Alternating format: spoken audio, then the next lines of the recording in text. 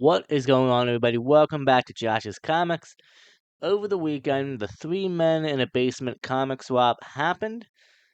Was it worth the 4-hour drive? Find out in this next episode of Josh's Comics.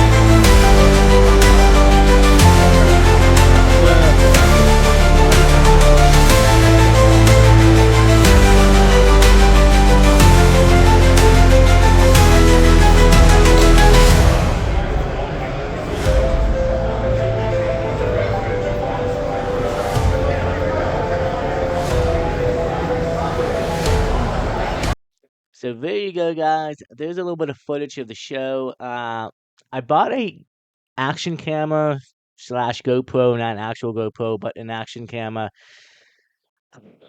Was going to set it up so that way I could go digging a little bit, show you guys what I'm looking at. Unfortunately, forgot one of the pieces, so I had to resort to the old camera. However, I will say this: it did show, a good chunk of the show and how it was set up. Some vendors had walls, some didn't. Boxes were in there, and everybody's asking probably the same question: was it worth the 4-hour drive? At least for me, I had to wake up at 3:30 in the morning. I was on the road by 4. The event started at 10. I got there a little bit after 8 to help the boys, Popo Chili Town and 360 Comics set up. And that question I will answer at the end of the video, so you can stay tuned for that.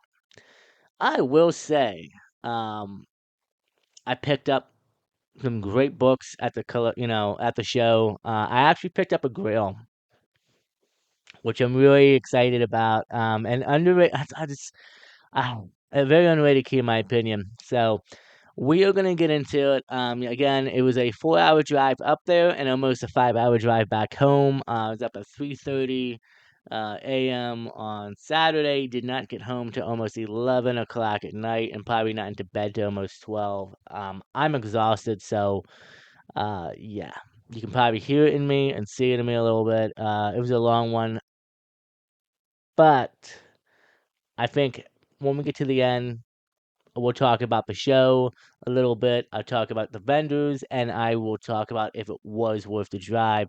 Hit that like button and please subscribe if you haven't already. I would appreciate it as well. And let's jump in the hall and find out at the end what happens.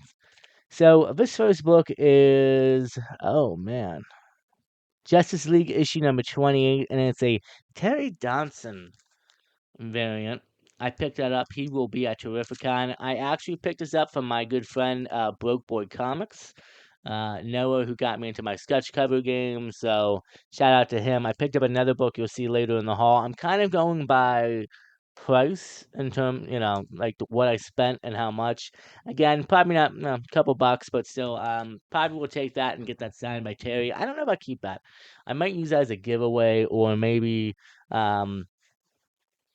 for the swamp next year. I talk about that when we get to the end. This book I actually picked up. I love this cover. The Mighty Thor issue number 705 variant edition. Um, came with issue number 704 in the back. I think it was only like $3 for both of them, so I said, why not? This is a good one. I love design variants, I guess you could call them. And this is the Mighty Thor issue number 1 variant edition. Again, it is a cool design variant, and you're gonna see another one coming up shortly too. And I kind of like the idea of it. It's pretty cool. I know DC does it as well. Miss Marvel, the New Mutant issue number 2. This is the Miss Marvel design variant. Again, like I said, I think they're really cool. I really dig them. Some of the earlier ones that came out, like All New Wolverine or um, Daredevil issue number 25 with the Elektra design, Kate Bishop number 1 as well, if I'm not mistaken. Those design variants can be a bit pricey. I think the new one for the latest Batman relaunch too had one. So yeah. Speaking of Batman, and it won't be the last after this book you'll see of them, but this is cool. I picked this up because you're gonna love this. And if you love Batman, the animated series, you're gonna really dig this. So, Batman: The Adventures Continue, Season 3, Issue Number 2. And this is actually a 1 in 25 cover by Hayden Sherman. And this is like the title card variant.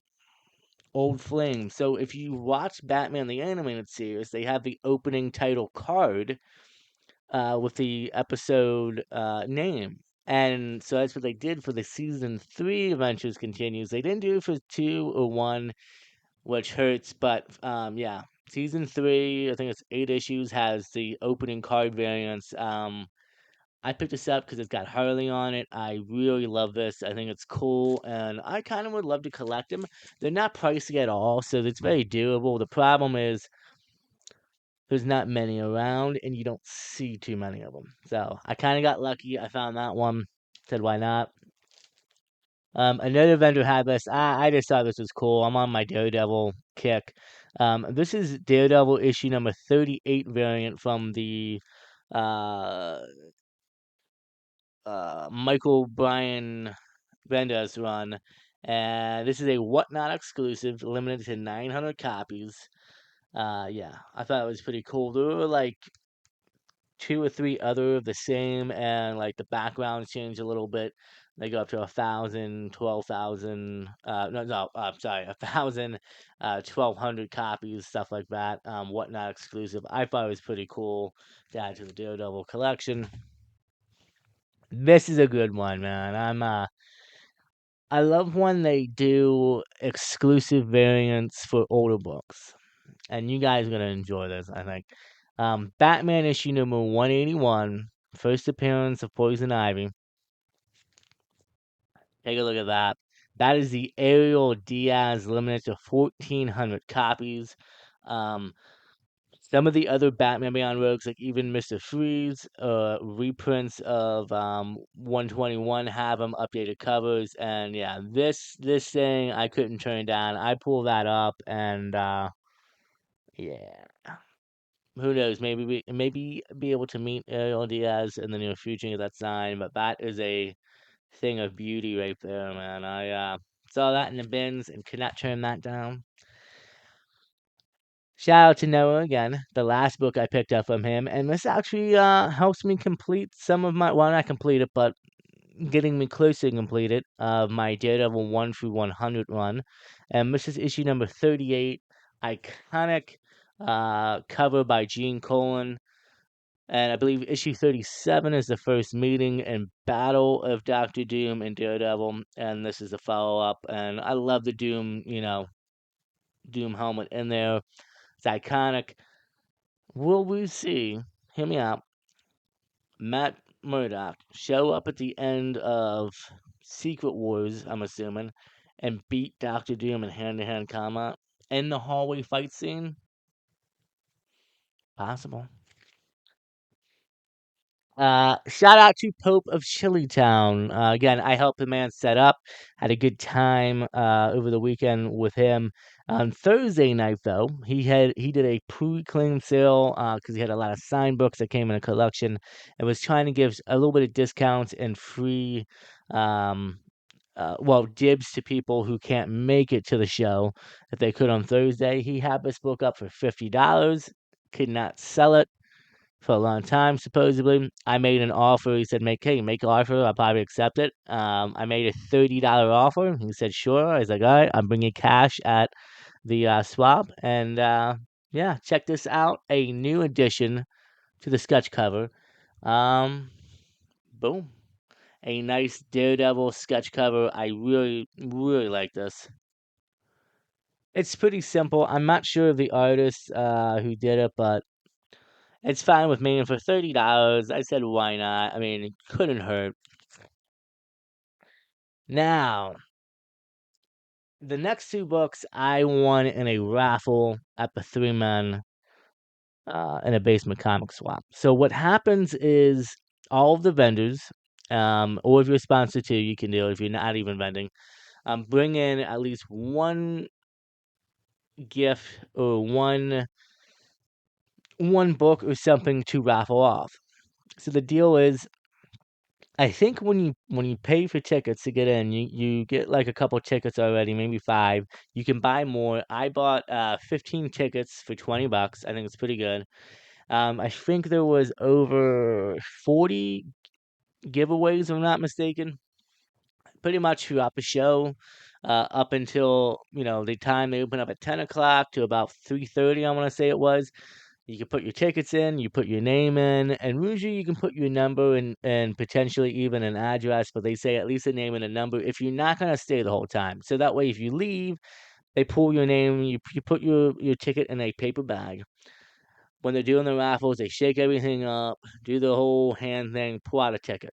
Let's say they pull out your name, your number on the ticket as well, but you already left, then you win. They will call you, get an email or an address from you, and ship out whatever you want. But I stayed there, so like many other people did too. So you're there live watching it. There were tons of book slabs. There was a skateboard without the wheels that was like a Marvel thing. There were printed posters, I think. There was original sketch. There was even action figures. I mean, there's a little bit of everything, and it's up to the vendors to bring in, something to put towards the raffle. So that way, if you don't want to spend a lot of money, you want to spend a little bit, you can enter and get a free book or two. I only entered in 2 raffles. There's only 2 that I really wanted to win. And for my first show, guess what? I won both of those raffles. I still can't believe I did it, but I put essentially I had 15 tickets, so I think I'd put like 8 or 9 in one of them and the rest in the other.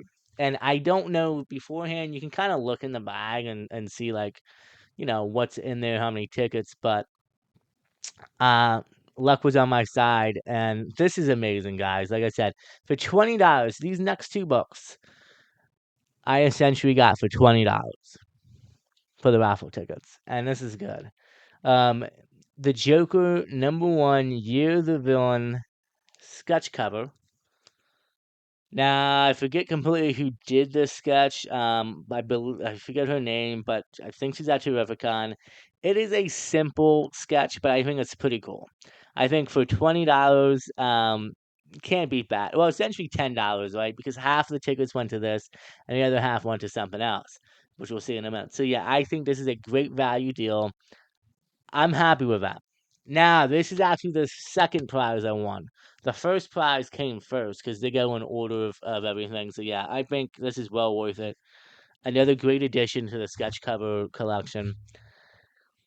This is a book that I find sometimes for $5 or $10 raw, and I used to pick up a lot. And I do have a couple copies I might potentially send in to get some graded. But now that I have an official 9.8 of this book, I no longer need to hunt for it. I don't need to pick it up. Again, $20 for 15 tickets. Essentially, you could say $10 and $10 for both. This is just so great. Justice League issue number 31, first full appearance of Jessica Cruz and the 9.8. white pages. Couldn't beat it. There were other slabs there. There were a few other 9/8s. There was if I'm not mistaken, I think Joe from 360 put in a 9.8 signed Daredevil issue. There was stuff like that. Again, there was stuff I just wanted for the two things, and I won both of them. And yeah, so I'm happy to have us in the collection now. No longer, like I said, I got a couple copies. Maybe I'll send those in and see if I can hit the 9/8s and then use them for trades or giveaways. But yeah, I think First Full Jessica Cruz is a book to have in a DC collector's collection. I think it might be a safe bet. I mean, I'll never get rid of this. It'll stay in the collection forever. So now, um, this next book, I was looking, the show opened up. I'm looking around, looking at the vendors, going through stuff, some wall stuff, and then there's some vendors that had tons of slabs and, short boxes and long boxes. Great. I'm looking. I saw this one book. I pulled it out. I looked at the price. I think it was very affordable. It's actually under fair market value. Even when they last time May had it, still thought it was a great price. Put it back down. Didn't think nothing of it. Went about my day. Checked out the show. I like to hunt and get an idea of what's at the show, and see, and then I kind of go back. Hey, if it's there, great. I can still think about it. If it's gone, not bad. Went back later in the day. This book was still there. I'm like, okay. By then, I was short a little bit of cash, so I couldn't afford it. However, the good thing about this is I took up some books with me to potentially trade to put towards a book, or, maybe have Joe or Mike buy them off me and give me some cash so I had more money to spend. And I will say this, guys, if you guys can take books that that have value in them, and you either no longer want them in your collection or maybe have duplicates and you finally upgraded it and you got the 9/8, which I'll tell you about the couple books I did in a minute, you no longer need the raw copies, right? So I had a Young Avengers issue number one. It's probably a 9.6, 9.8 candidate. I bought a 9.8 last year at Terrificon. I no longer needed it. I had a Batman Hush 609. I last year, King Kong about a 9.8, no longer needed. I have another copy too that I'm probably gonna use to trade potentially towards another book one day, but traded that one involved the Detective Comics 566, I believe it is, where he's going down the hallway with all the rogues pictured. That I had a couple copies of. That was in pretty good shape. Not near mint like plus, but probably near mint. And then I had a older Detective Comics that had a Joker face where he was like a mask shooting laser beams, I think it was, if I'm not mistaken. I forget the issue number. They accepted all four of those books in a trade. I did have another book, but it's more of a modern book, and they didn't want it, and that was fine. I'm fine with that. So this book was $190 price tag. That's what they had on. And like I said, for the value currently right now, it's under FMV. So I'm already right. Guy look at the books. He's like, we're talking. He says, all right, after the trade, $120. So essentially, he took off about $70 off, $100 and $100. Oh, sorry, and $120 in cash. I said, you know what, man? I will take that deal any day of the week. And this is a grail. Um, and now I just need the other five grails to complete this. And this is a good one. Batman Beyond, issue number 2 of 6 from 1999, white pages and the 9.8. Yes. So this is very interesting. Issue number 1 obviously is the big, not 9.8.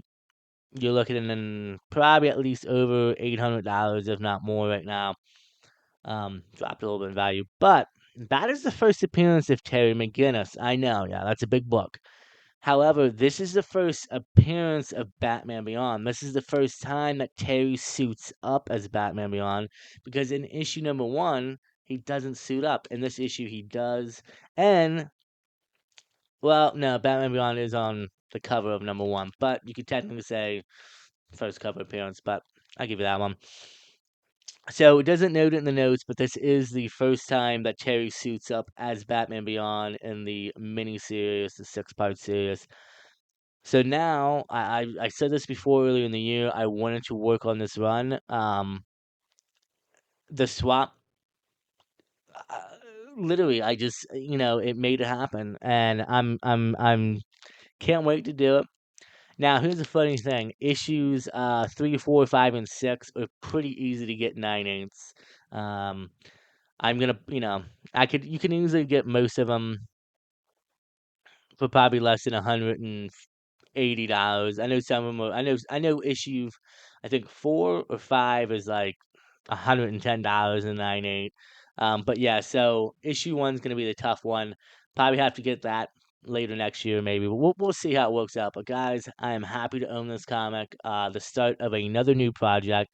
Yeah, I'm still working on the Daredevil 1/100 and chipping away at that. Batman Rogues.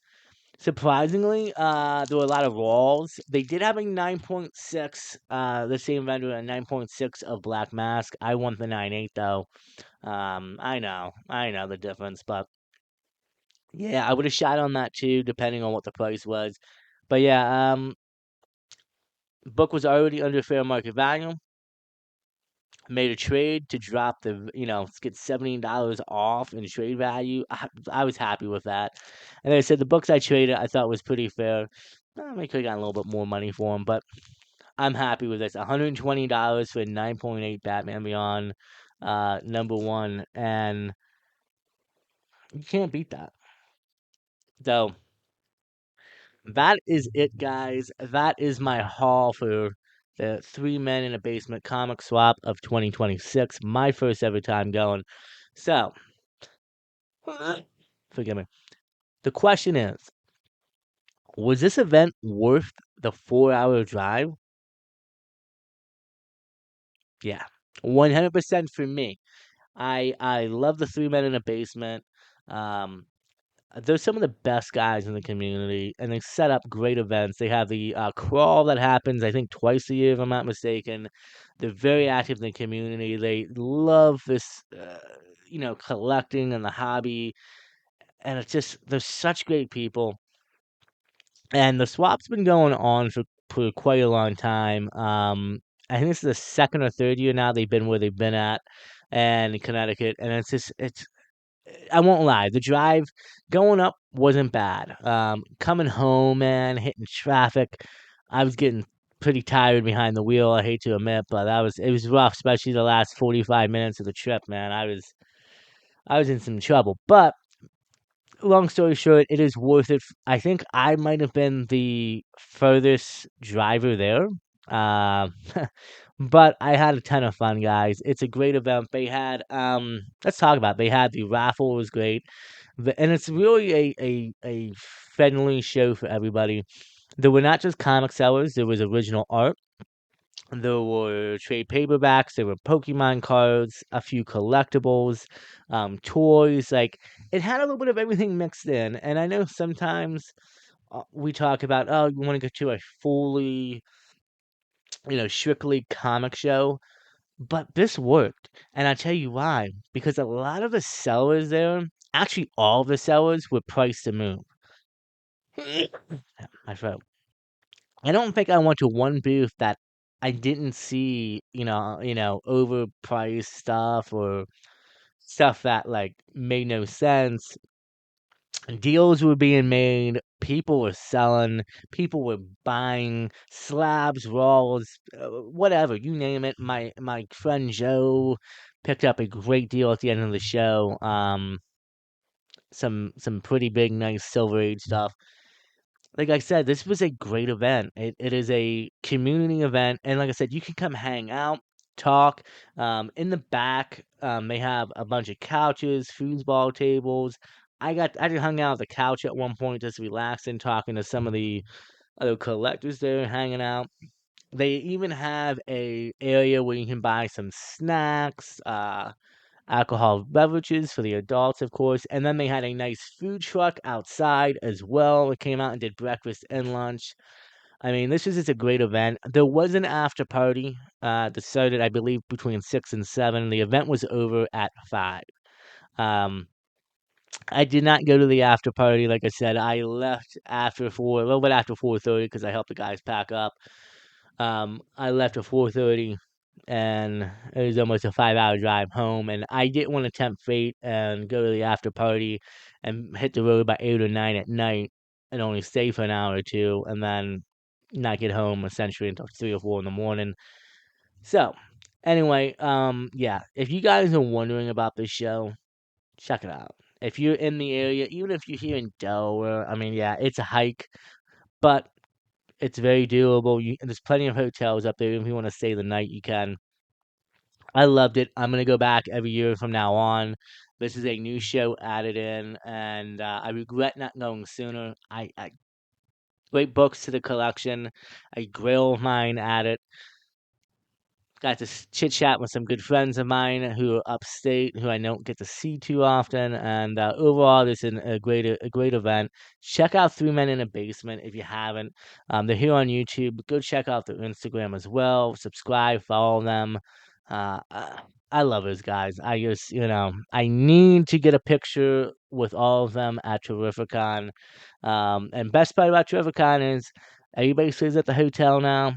They do a kind of floor after party every night where they go live and there's a little bit of music and people talk about what they picked up and just hanging out and having a good time. So I'm looking forward to that. Um, but yeah, well worth it. The 4-hour drive, in my opinion. You can tell from my face, man. I'm exhausted, but it was worth every penny getting up there. So, guys, hit that like button and please subscribe if you don't mind. It would really help out the channel. Leave a comment and let me know what you thought about the haul. Let me know if you went to the Three Men in a Basement comic swap or if you ever been to, what you think. Let me know if you're planning on going maybe now in the near future. Like I said, if anywhere on the East Coast between Delaware, PA, Jersey, New York, Connecticut, like, and that's where it's at in Connecticut. Make the drive. It's well worth it. It's a great day of fun. Books are just priced to move. People, it's just a great time. Even if you don't want to spend too much money, come out and just hang out, talk. Everybody was just a lot of us were just talking, having a good time. I mean, add in, okay, cool. You could pick up some cool books for your collection. Why not? So, enough rambling on, guys. I appreciate you guys. Thank you so much for watching. Stay safe, take care of each other, and as always, we will see you in the next episode of Josh's Comics.